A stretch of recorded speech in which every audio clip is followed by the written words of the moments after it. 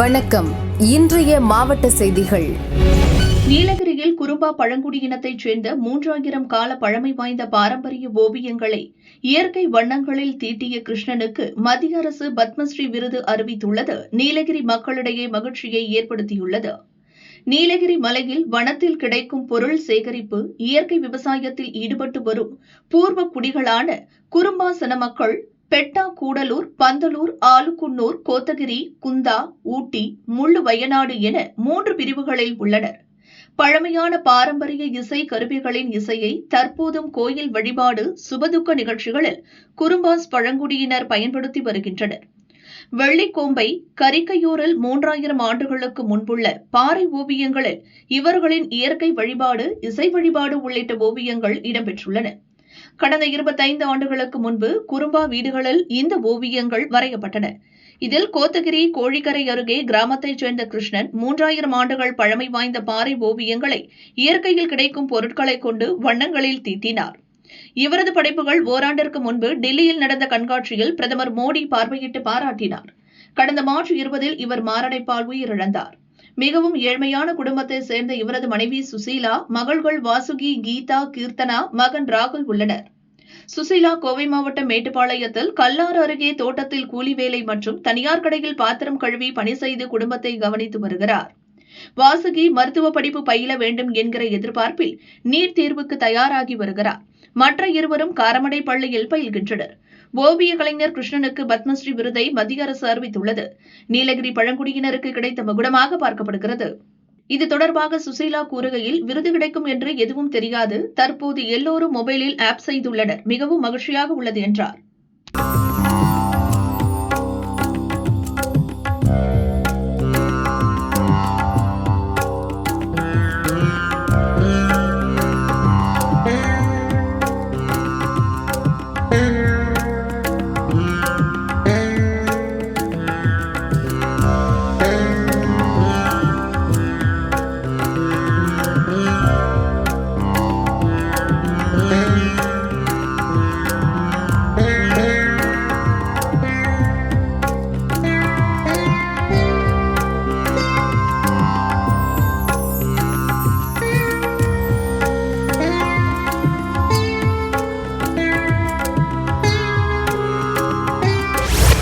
மதுரை உசிலம்பட்டியில் அதிமுக மருத்துவர் அணி மாநில துணைச் செயலாளர் டாக்டர் விஜயபாண்டியன் செய்தியாளர்களை சந்தித்தார்.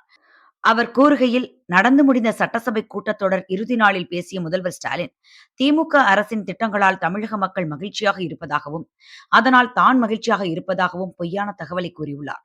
கடந்த 4.5 ஆண்டுகளாக தமிழகத்தில் நடக்கும் திமுக ஆட்சியில் கொலை, கொள்ளை, பாலியல் வன்கொடுமை என சட்டம் ஒழுங்கு சந்தி சிரிக்கிறது.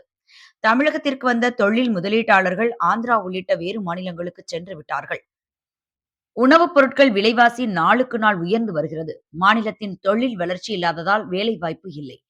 ஐடி பட்டதாரிகள் வெளி மாநிலங்களுக்கு, வெளிநாடுகளுக்கு சென்ற வண்ணம் உள்ளனர்.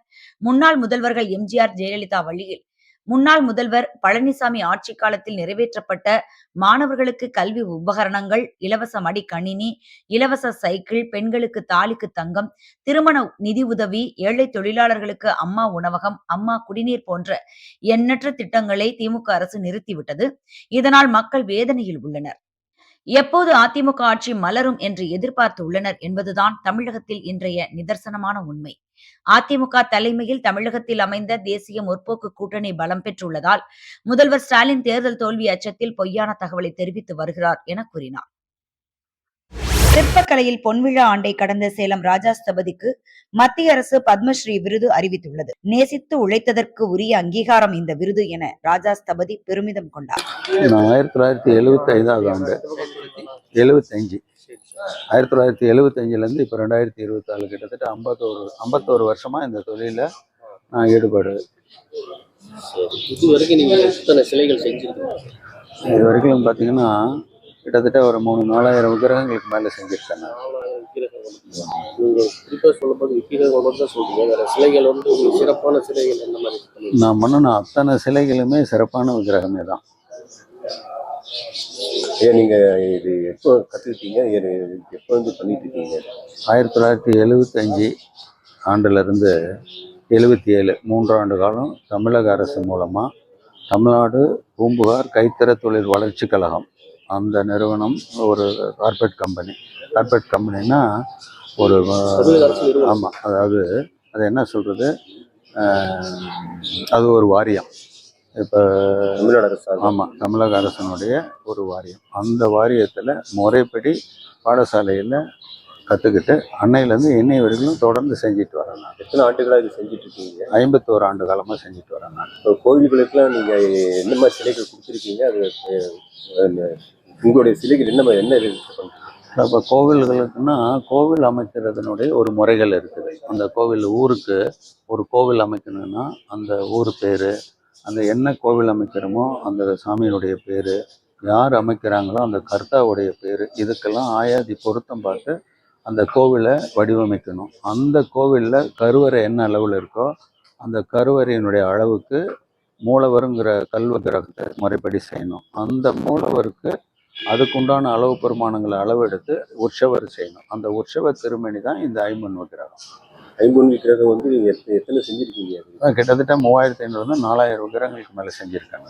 நீங்கள் ஒரு விவசாய குடும்பத்தில் பிறந்த, சாதாரண ஒரு விவசாய குடும்பத்தில் பிறந்து இன்னைக்கு இந்த துறையில் எனக்கு மாநில விருது, தேசிய விருது, அதெல்லாம் தாண்டி இன்னைக்கு பத்மஸ்ரீ விருது கிடைச்சிருக்குதுன்னா என்னுடைய 51 வருஷ அனுபவத்துக்கு, இந்த சிற்பக்கலையில் என்னை ஈடுபடுத்திக்கிட்டதுக்கு இறைவன் கொடுத்துருக்கிற ஒரு பெரிய வரப்பிரசாதமாக நான் இதை எடுத்துக்கிறேன்.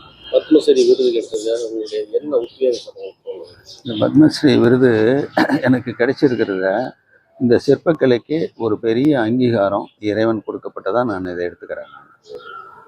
இறைவன் கொடுத்ததான் சொல்றீங்க? ஆமாம்.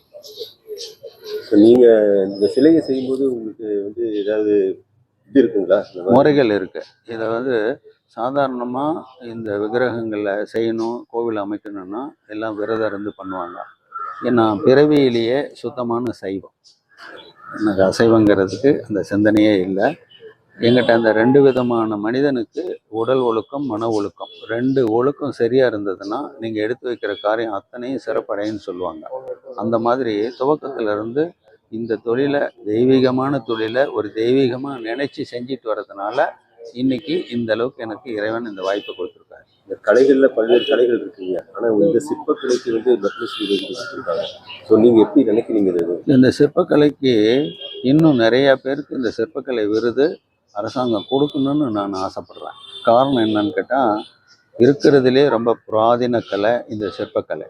ஆயிரக்கணக்கான கோவில்கள், ஆலயங்கள் முறைப்படி இருக்கிறது உலகத்திலே தமிழ்நாட்டில் இருக்கக்கூடிய, இந்த தென்னிந்தியாவில் இருக்கக்கூடிய கோவில்களுடைய அமைப்பு உலகத்தில் வேறு எங்கேயும் கிடையாது. அதே மாதிரி இந்த கோவில்களில் இருக்கக்கூடிய சிற்பங்களும் உலகத்தில் வேறு எங்கேயும் கிடையாது. ஸோ நீங்கள் வடிவமைத்த சிற்பங்கள்லாம் எந்த அளவுக்கு இதாக இருக்குங்க? அதான் நான் வடிவமைச்ச அத்தனை சிற்பங்களுமே வீட்டு பூஜைக்கு உண்டான விக்கிரகமாக இருந்தாலும், கோவில் விக்கிரகமாக இருந்தாலும், அத்தனையும் உயிரோட்டமான ஒரு விக்கிரகமாக அமைக்கக்கூடிய ஒரு பாக்கியம் எனக்கு கிடைச்சிருக்கு. இந்த விருது கிடைச்சதுக்கு முதல்ல இறைவனுக்கு நன்றி சொல்கிறேன். இந்த விருதை அறிவித்த மத்திய அரசுக்கு நான் மனசார என்னுடைய நன்றியை சொல்லணும்னு ஆசைப்பட்றேன். எதிர்பார்த்தீங்களா இந்த விருது உங்களுக்கு கிடைக்கும்? உறுதியாக நான் எதிர்பார்த்தேன். கிட்டத்தட்ட 15 வருஷமாக இது எனக்கு கட்டாயமாக கிடைக்கும், இதை நம்ம இந்த விருது வாங்கியே தீரணுங்கிற அளவுக்கு என்னுடைய செயல்திறன் இருந்ததுனால எனக்கு இந்த அங்கீகாரம் கிடைக்கும்னு நான் நம்பினேன். பத்மஸ்ரீ விருது பற்றினால் நீங்கள் இளைய தலைமுறைக்கு என்ன சொல்ல வரீங்க? கலையை இந்த சிற்பக்கலை துறையை பொறுத்த வரைக்கும் இளைய தலைமுறைகள் இன்னைக்கு இருக்கக்கூடிய இந்த விஞ்ஞான வளர்ச்சியில் எல்லாரும் பணம்னு பணத்து கூட ஓடாமல் இந்த பாரம்பரிய கலையை, இந்த சிற்பக்கலையை நிலைச்சி நிற்கக்கூடியது. இப்போ நான் உருவாக்கக்கூடிய இந்த விக்கிரகங்களை பார்த்தீங்கன்னா, நான் அழிஞ்சாலும் என் வம்சாவளி அழிஞ்சாலும் இது அழியாது, 1000 ஆண்டு நிலைச்சி நிற்கக்கூடியது. அப்படியாப்பட்ட ஒரு புராதன கலையை நமக்கு இறைவன் கொடுத்துருக்கான். அதை இன்னும் சிறப்பாக பண்ணுறதுக்கு நீங்கள்லாம் இதில் முழு கவனம் செலுத்தி என்ன மாதிரி பல மடங்கு இந்த சமுதாயத்துக்கும், இந்த தேசத்துக்கும், இந்த மக்கள் பணி ஆற்றணும்னு நான் என்னுடைய மாணவர்களுக்கும் சக ஊழியர்களையும் நான் கேட்டுக்கிறேன். நீங்கள் கூட நடத்துறீங்களா இங்கே? ஆமாம், முறைப்படி இங்கே வந்து மத்திய அரசாங்கம் எய்டோட நுணுக்கங்களை கற்றுக் கொடுக்குற குருகுலமாக இப்போ நம்ம இடத்துல 15 மாணவர்களுக்கு இந்த அறகுறையாக அங்கங்கே வேலை செஞ்சுட்டு வரவன், இது அனுபவம் கம்மியாக இருக்கிறவனுக்கு நுணுக்கங்களை கற்றுக் கொடுக்குற ஒரு குருகுலமாகவே இப்போ இந்த இடத்துல நாங்கள் பண்ணிட்டு வரோம். பயிற்சி நீங்கள் கொடுக்குறீங்களா? நாங்கள் பயிற்சி கொடுத்துட்டு வரோம். நான் கொடுக்குறேன்.